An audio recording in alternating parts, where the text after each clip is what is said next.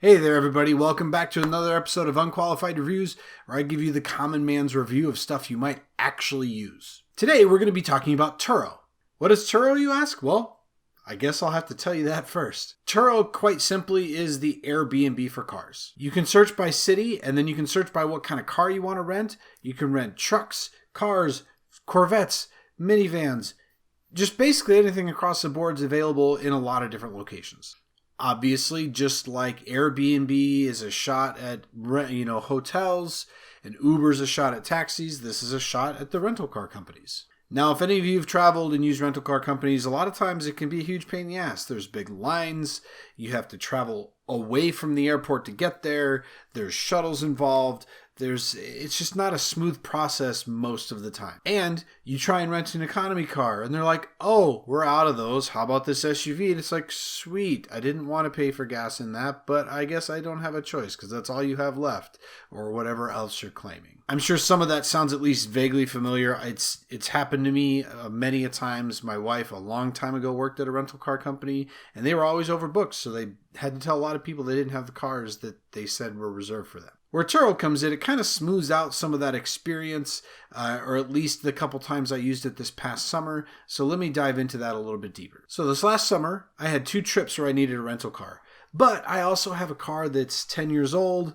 Well, I've had it for 10 years. It's 15 years old. It's not running great and probably going to need to be replaced soon. So I figured, especially since I found this new service where I can rent any car I want, I might as well rent something that I might replace my car with. So the first trip was to Austin, Texas. Looking through the app, there was lots of options. There was BMWs, there was Lexuses, there was lots of fun things I wanted to drive, but we settled on a Subaru Crosstrek.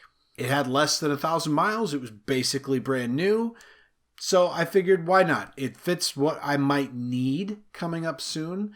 And now I get to drive it for a couple days and see how I like it. Going through the app experience was kind of like any other app experience or like Airbnb. You select it, you pay at least a down payment, they get information from you, and then you get put in contact with the owner of the vehicle. Apparently, Austin Airport doesn't have great cell towers or internet connection because we had a lot of issues trying to get in contact with them. That was on the connection side, not the app's fault. And once we finally met up with him, he did a quick video of the car. They went around, took a video looking at all the spots, and then basically just handed me the keys and said, here you go.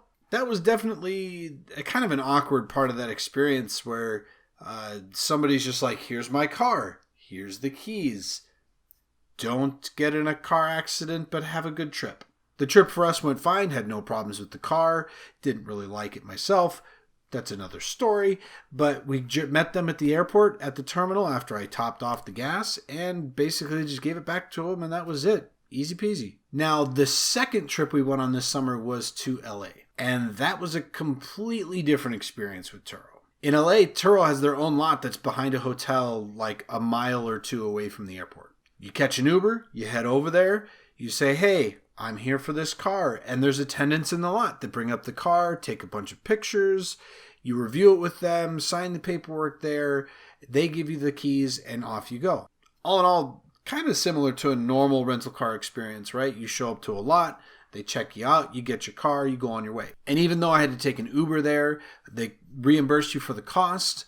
They take all the pictures for you, so you feel like you should be covered in terms of knowing what kind of damage is done to the car beforehand, and then you're just free to go. Our trip in LA also went pretty well. I did go way over the mileage limit on the car, but that's because our Airbnb ended up in the Valley instead of in Pacific Palisades. That's another long story, but the short of it was the host canceled 12 hours before we got to LA. Not Airbnb's fault. They actually did a pretty good job taking care of us, but it put us like 15 miles more outside of town than we wanted to be. But again, drove the car, returned it, everything seemed fine. They took all the pictures at the end for me, and off we flew to home. On the surface, I do like Turo. It's cheaper than your traditional rental car companies. You can get a crazy selection of cars, especially in Los Angeles. Everything from economy cars to station wagons to minivans to Ferraris, all in the same app. It's still convenient, it fit my needs, and I got to do an extended test drive of a couple cars that maybe I'll own someday. Maybe I won't. We'll see. But that's kind of the surface level. I had a couple problems when you get into the details. First is the insurance. Yes, a lot of your personal insurance that you have on your car at home does come with some sort of rental car coverage.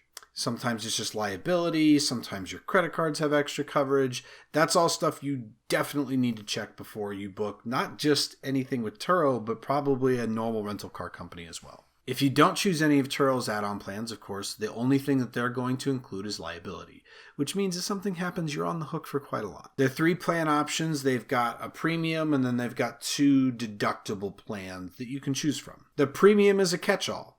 Something happens, it's covered. Pretty much no questions asked, but any kind of damage, car accidents, all that kind of stuff is all going to be covered. Kind of similar to what you get from like a normal rental car company. The other 2 plans are like a $500 deductible and a $3,000 deductible plan. That sounds like pretty good coverage if something happens, right? But there's a little bit of a catch that you don't see on the main page when you're selecting that. It's mentioned in fine print, and then if you go to the FAQs, both of those 2 deductible plans only kick in after your personal insurance has exhausted. So if something happens and your personal insurance says you've got a $1,500 deductible and then 50% or whatever is after that, you're responsible for all of that. And then when your insurance company says they're done covering things, then the deductible starts on whatever plan you started with Turo. I didn't find that to be super clear up front. And after looking into that, I was a little turned off. That's definitely something you need to make sure you have all the details in line before you go ahead and make a rental. The second one that I didn't really think of until after the trip is that this is somebody else's car. And that's kind of important. While rental car companies kind of expect day-to-day damage and scuffs and just kind of normal wear and tear use, that's something that as an owner of a car, you're probably going to notice a little bit more. Like your car at home, if you get a little ding or somebody door dings your car, you're probably going to notice. Where if you think about a big rental car company, that car is rented at the airport and then it's returned at the one downtown and then it goes back to the airport and then somebody drives it to Texas. Nobody's seeing that car more than once. They're not going to really care about small little scuffs because they just don't have time to worry about every little detail. So the way I found this out was the owner started a claim against me.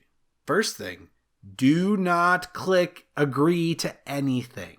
The first notice I got was just, hey, the owner started a claim against you. Click here to go to the website. Go to the website. It says, do you want to dispute the claim? No, I don't want to dispute the claim. I don't even know what the claim is. So I emailed customer service, who got back to me very quickly. And after a little bit of back and forth on the details, they sent me the pictures that the owner took, which he thought was damage that was done to the car while I was using it. It turns out it was like a dime-sized blemish a little bit below the license plate on the rear hatch. Something that, like, even in the pictures was kind of hard to see, and unless you had that car every day, you would never notice. Luckily, I was able to go back through the pictures that they took at the Turo lot before I received the car, and was able to see the blemish in their pictures as well. Turo was great about that. They said, yep, that's definitely there before you got it. We're going to close that claim against you, and you're good to go. Other than that scare, I think it's a decent service. It's probably worth checking out next time you make a trip because, like I said, it was definitely cheaper than the major rental car company options that were out there. I was also able to use it kind of as an extended test drive for cars that I might buy. Not something you get to normally do. You kind of go through a list. You're like, oh, I'd like this car because it meets these criteria I made up, and I may go drive it around the block, and then that's when I have to decide. So even if you are looking for a car, you can try and find something similar on Turo and rent it for a day or two and kind of get a feel of what it might actually drive like. If I were to use the service again, it might be more for like a special occasion. So like if I went back out to LA, I could rent a convertible Corvette and go drive Highway 1 for a day or two and then bring it back.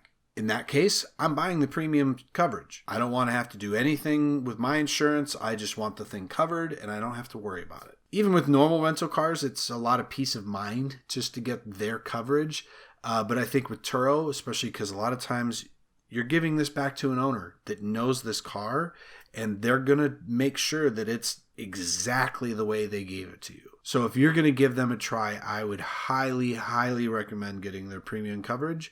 Just so you're not risking anything by not taking that coverage. So yeah, I mean, really, if you're looking at Turo, I think it's a pretty good option. It's probably not for everybody, but just like everything else, having more options generally isn't a bad thing. More competition for these big companies mean they need to make their processes better, they need to make their pricing better, and they just have to compete more. So let's give it 3 Subarus out of 5. If you think you might want to try it, go ahead. I don't think it's a bad service. That's all I got for you this week. We moved the needle a little bit on subscribers. We're looking for 100 subscribers, and then we will do a last dab hot sauce review where I'm probably just going to cry the whole time because it's too hot for me. That's all I got for you this week. I'll be back next week for sure. So hit like, hit subscribe, and I'll see you next time.